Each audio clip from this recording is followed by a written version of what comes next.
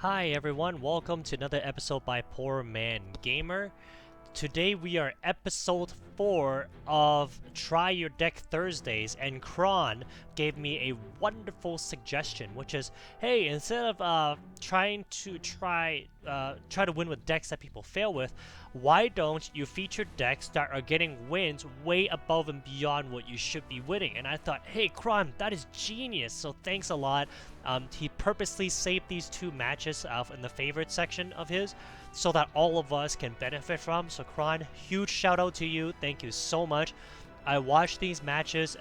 He is a great player. He is in Masters 2 right now, very close to where I am. And I'll be honest with you, if I play this guy, I'd be peeing in my pants. So that's the truth. He's a great player. This game, he beats somebody way higher level than him. And as you can see, he's only got a level 8 Harvester. So we're going to take a look at what he does here. He starts off with a missile squad, just like a lot of people do, right? Nothing fancy. And this is something I've never seen before. A level 12 drone. And we're going to speed up a little bit, but basically the drone actually wins because it out-levels the missile squad by so much. Like, I have never seen that before, so I'm already, the moment I'm watching this match, I'm thinking, how in the world did he manage to beat this guy, right? And he's got level 12 talents and level 13 Mohawks, right? So, Kron here does a really great job. Look at what he does. Mohawks can only fire once stationary. So he was able to move the Pippo the entire time, not allow the Mohawk to turn in order to fire. And because he was able to do that, that Mohawk hasn't actually fired off a single shot against his Pippo until now. You see that? To this point, that weakened Mohawk has not fired off a single shot. Kron very smartly opens with 2 missile squads, because they are a lot stronger against the Mohawks, and he immediately rushes down to protect his bottom missile squad, so that he's on 2 tiles the whole time, and he wins that first missile. Like, brilliant play, absolutely brilliant. He takes out that Talon, right, and look at here. He runs his Pippo to the top because the Mohawk has to turn, and you notice how he runs the Pippo right underneath the Mohawk. The Mohawk slows down a little bit, by a split second, not a lot, every time he has to turn and fire. Here he does a really good job keeping the missile going the entire time. He retreats his Pippo, right? So let me slow down. He retreats his Pippo because he sees the Orca coming, and he also opens up with his own air tower because Mohawks can't attack air. So he did all that in a split second. And notice how he retreats his Pippo behind his missile squad, so the missile squad can keep doing damage, right, against those enemy vehicles. Now he rolls his Pippo down, right? He smartly uses the Talon to not block off the Orca, so the Orca cannot get in position to fire. And whew, he did all of that in a split second. Like, Kron, I really should feature you on Monday from Learning from the Greats. I don't know why you want to be featured on a Thursday. Mixman here does a really poor job opening with Mohawks because that's just a stupid move, right? Mohawks can't do any damage against air, and he decides that this would be a good idea. So of course the Talons are going to crush him, right? I'm guessing it's because he wants to go after Harvesters. But if you're already on the second missile and you're backpedaling already, right, and you're starving for economy, blindly rolling out units all the way across the map, knowing that there's anti-air, it's just not a great move, right? Sorry. So here, Kron plays his matchup really well again. He opens the Pippo on the bottom, right, and he opens with a missile squad on the bottom once again. He opens with another Pippo in reaction to that drone that's on the way. He charges it up because it takes a couple of shots to kill those drones, and they have a lot of health. Like, level 12 drones are no joke. They take so long to kill. He smartly jumps on all 3 tiles because he knows a Talon is there. He moves his laser squad down, right, so that they would have to go all the way across the map to get the tile. And just like that, because he's on all 3 missile tiles, he is able to beat Mixman. A player that totally outranked him. Like, that's as close to perfection as you can come. Like, I would probably say that is the perfect match. I only saw one minor movement of the Pippo that was slightly off, and even then, I can't comment on it because if you saw it, guys, comment below. I don't know if you caught it, But otherwise, I would say that's about as perfect of a game as you can get, right? He made one minor micro mistake, one tile off, right? Like, brilliant. So now we're going to take a look at his second match here. Now Poland, or SMD Poland, I believe, are one of the top clans in the world, right? They have a lot of guys up there, so well done for getting a win against him. He goes ahead and opens with a Harvester, and he just does a lot of trade-off with these Cyber Wheels. To this day, I still think Cyber Wheels are way overrated. I don't know why some people love them. Kron does a great job here going 2-on-1. So not 2-on-1. He weakens both of the Cyber Wheels really, really well. And then now he's charging up the missile. He is not interested in getting in a pissing match with SMD Poland because he has stronger units, right? He's going to go ahead and just try to keep this missile going as much as possible. And that is exactly what he does here, right? So all of his movements with his laser squads and everything is to charge this missile. It's something I continuously preach. He also smartly opens with a Pitbull because, you know, you can't send infantry forever, right? So there's the Pitbull. He goes 3-on-1 gangbusters on his chem buggy. Excellent, excellent work, right? And the Pitbull's gonna die anyway, so he does a pretty good job here. So I'm actually gonna slow down the game shortly to show you guys the genius here. Blows up the tank, the bike without taking a shot. Look at here. Pred tank back, missile squad up, so that he can go basically 2-on-1 on the Scorpion tank, right? And doesn't happen quite, but the Pred tank does outrank the Scorpion tank. Whew, okay, he's going so fast here. I can't go full speed. He goes ahead and look at this genius here. He moves the Pred tank over. I don't think he wanted to kill the Harvester in case it was a double Harvester, but he also smartly rolls it back so that it stalls out the Scorpion tank even more. It keeps him off the missile so he can't jump on the tile. He body blocks his bike on the top with the laser squad, gets off a shot, and at this stage of the game, I think Poland basically knows he can't get this missile. So he uses that Pitbull, does a little last second hesitation to block off his units even more, freezes all of them. Takes care of the chem buggy first, tank second, bike third. He prioritized the targets perfectly. And now he, because he's seen nothing but ground units, he rolls on MLRS to try to get map control by parking it right in the middle.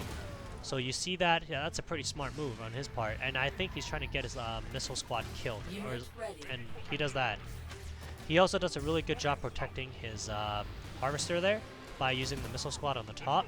He's trying his best to chase his Banshee. The Banshee really wants the MLRS because that MLRS, once it's in place, I mean, he's gonna have total map control. So, you know, Kron, nothing he could have done. He did a great job microing every unit around, right? And he did a great job letting those units die so he can refresh. And he takes care of the Banshees really, really well, right? Playing the perfect matchup. So for all these guys who don't know, laser squads do really well against Banshees. And now he's got even more anti-air in anticipation of more Banshees coming. He continuously charges the missile the entire time, smartly rolls up the Pred tank and the Pitbull to body block everything, so he can't get on the missile, and at this stage of the game, it's over, right? Beautiful gameplay. So Kron, that was absolutely fantastic. I'm going to steal your deck now, and I'm going to see if I can go ahead and try to pick up a few wins. So we're going to pause this video, and to you guys, though, it's going to look like it's nothing. I'm going to go ahead and start playing his games. So I was able to play a few matches, and I'm going to show you guys the results now. First, I'm going to go share a loss, which was a challenge match. It was a match that I felt I had a legitimate shot at winning. It's just couldn't quite get him. I wasn't able to apply quite the right pressure, and I lost the timing on the missiles. So here this guy is quite a bit stronger. We're going to go ahead and roll out, you know, Harvester, nothing special. I roll up my missile squad to the top in case of a bike rush.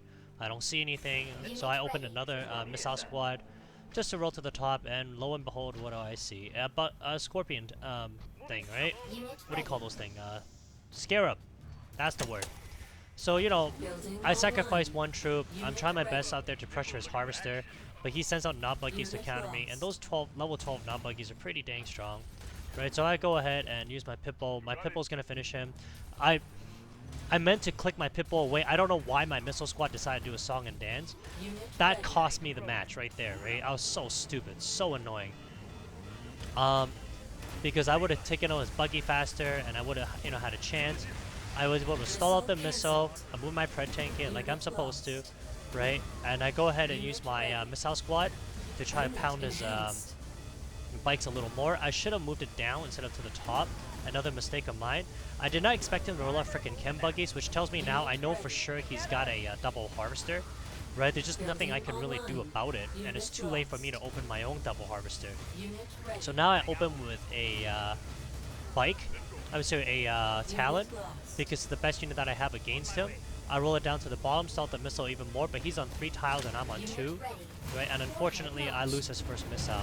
I still tried the best I can. I actually opened with an MLRS on the bottom here, because I figured he's so strong right now, with a combination of MLRS and missile squads, I might be able to do just enough damage against him, bait him to come in, because he can't see what I have right now, right? I might be able to bait him to come in and protect with my 2 laser squads, so that I can pound some damage on him. And it works out pretty well for the most part, right? I am actually able to save my harvester, but this is where I start making another mistake. I actually forgot my MLRS at the top there. I should have advanced it even more. I was so worried about him pressuring me that what I should have done was go on the offensive. Here I knew exactly what he wanted to do. He wants to use his Chem Warrior and drop the stupid missiles on me, which is why I charge him up. I don't have anything else right now, and I forgot about my MLRS on the top. I should have rolled my MLRS to the top to take out his bikes, right? So I tried my best to use my Shockwave to protect against, but I eat a missile, nothing I can do, right? He's trying to end this match early. I ignore his chem buggy just for a split second. I know what he wants to do, blow up my base. Again, I forgot I had an MLRS on the top, so stupid me, right? Shame on me. Fortunately, we were able to get this missile. And stealth tanks, the one drawback against them is that they take a long time to recharge, right? So, fortunately, it's able to get it. Right, again, I forgot I have my MLRS there because I'm an idiot. So I'll show you what happens here. I was able to protect my base. I basically form a wall. I know Chem Warriors are going to come, level 13. That's where I roll up my Shockwaves, right? But I can't build units fast enough to protect me, and there goes the game, right? I tried my best. A couple minor mistakes there. Forgetting that I had MLRS was a big one. The problem I have with this game is that the background is blue and the units are blue. And for a guy who's colorblind, you don't do very well against that. So I'm going to show you guys 3 more matches that I was able to win. I'm going to skip that one because there's not much to... no, let's watch this one, because it was actually a good match. The second one, the opponent seemed really strong, but turns out he was a total dummy. So, got a good laugh there. So let's go ahead and take a look. 3, 2, so for you guys watching this video, there is actually a Discord right now that I started, so check it out in the description below. You can join a private channel. I'm trying to set up, so for Try Your Deck Thursdays, put your information there, Learn from the Greats Mondays, put your information there. So what I do right now is I use my missile squad and I just do chip damage against his harvester. Every little bit it counts. I know he's got flame troops, I don't really care. Right, I'm trying to keep this missile going. I actually park my shockwave in the middle just to see what he does. Right, he's trying to stall out the missile, which tells me he probably wants a double harvester build. So I'm trying my best right now to keep this missile charged. Not a lot happens because I'm opening with my war factory. The game actually lags right now for a while, which is why you see it just pause there, not doing anything. Right, my game glitched basically. Just nothing worked. Nothing was moving. So you saw it there for a split second. Everything just froze. I've never seen that before. So again, I'm trying to do more chip damage against his harvester. I charge up my Pitbull to the top. I do see his flame troop over there. Right, the missile is being stalled out because I know what he wants to do. He's a sneaky little man. So I open with my Pitbull. I ignore him for now. I'm going to try to jump on all 3 missiles. Right, which is what I do. I should have smartly recognized that I wasn't going to kill his flame troop because he had first fire advantage. So I should have moved my Pitbull to the top to attack his... to win that 3rd tile. So a couple of minor mistakes, but at least I was able to get this first missile. I've got a half-dead Pitbull that's not really going to do me much good, and I'm just leaving it there to keep that missile charged for a little bit longer. And out comes my favorite unit, the Pred Tank. Reason I roll out a Pred Tank is because I'm trying to pressure his harvester on the top. Shockwave is going to make quick work of him. I'm trying to save up charging using the Colonel Jackson until the very end. I do see that he has a cyborg. I actually meant to supercharge, I don't know if I did or not. I meant to supercharge my my shockwave Did I do it? Unit ready. Oh, I did do it, but too little too late, right? My mistake there. I'm running a little bit low on economy. Good thing my MLRS is there to pound a little more damage on him. Out comes a Banshee, which again, this is where, because he has a double harvester deck, it gives him a bit of an advantage. Right? And this is why I say this was actually a really good match, because it's too late in the game for me to build another harvester, and he's going to have an economy advantage the rest of this game. So right now, I just try my best to do as much damage as I can to those spiders while I can. Right? I roll up my MLRS because it's the most powerful thing I have against ground units. I go bang, bang, bang. I am weary of his Banshee, which is why I roll out another Pitbull, and I knew the Cyborgs were on its way. So I don't know if you guys saw that. He tried to open a Seth drill pod on the bottom. Seth drill pod, before the infantry comes out, counts as a vehicle. So if you ever decide to do what he just did, bad idea if there's a charged up MLRS. So I body block him, right? I'm making sure he doesn't get on the tile, and I was able to get this win. I'm not as good as Kron, I'll be honest with you. Kron's a much better player than I am. But even with his deck, very, very effective. So again, Kron, really appreciate you throwing it down there, the suggestion. We're going to go ahead and show you guys one more win, which is here against Smoke. Establishing battlefield control. And yeah, I think this is going to be a pretty good video on the most part. Couple good matches, a lot of key takeaways, right? This deck works really effectively. So for those of you guys who want to give this deck a try, here's the strategy. Start off on, so I gave you a variety of maps. On this map, always scout first, because if you get rushed and you get cornered, it's game over. I scout with a missile laser squad, and this is why I scouted. Notice how he didn't have a harvester until now. Harvester ready. So because I saw that he rolled out his harvester and now he's got those MG squads, it allows me to go ahead and save some economy and roll out a Talon, right? That's exactly what I do. I move my missile squad off because I want the missile to keep going all the way to use it to my advantage. So I go ahead and use my Talon. I park my missile squad as close as I can. He shouldn't have moved it. He would have saved his troop if he didn't move it. I go ahead and move my Talon there to block off, to block him off so that I can send my missile squad all the way to the top. Again, I am letting him charge up the missile for me. I'm not overly concerned about losing this missile right now, because I know my Talon can jump down anytime.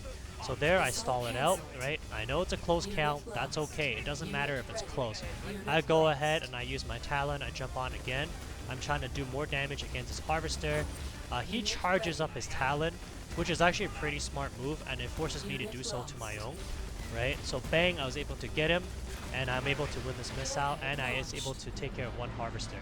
So there, I'm just trying to chip away again at his MG squad and clear off the map there, and now I go ahead and use my Pitbull. I know he's got a double harvester on the top, which is why I am sneaking my MLRS to the top, because I have the 2-tile advantage.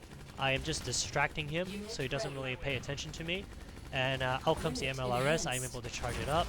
I should have taken care of his harvester here. That was my mistake. I thought the MLRS could take out a Sandstorm, but ever since that buff, the Sandstorms have a lot more health than I remember. So that was my mistake. I should have killed his harvester first so he didn't have an economy, and it would have given me a big jump.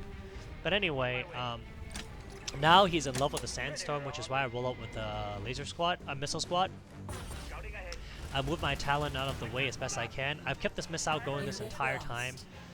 I go ahead and rush him down. I should have sent my missile squad over. I don't know why I charged him off for no apparent reason, just to keep it there. And it made this missile a lot closer than it needed to be. Of course, I am able to kill his Sandstorm and win this match. And so, yeah, if you guys want to give this deck a try, very, very effective. Even a guy like me who doesn't micro as well as Kron, I'm able to pick up a few wins. So Kron, thank you so much. And I was saying, check out the description below for the Discord. And as always, have a wonderful day. Take care. Bye-bye.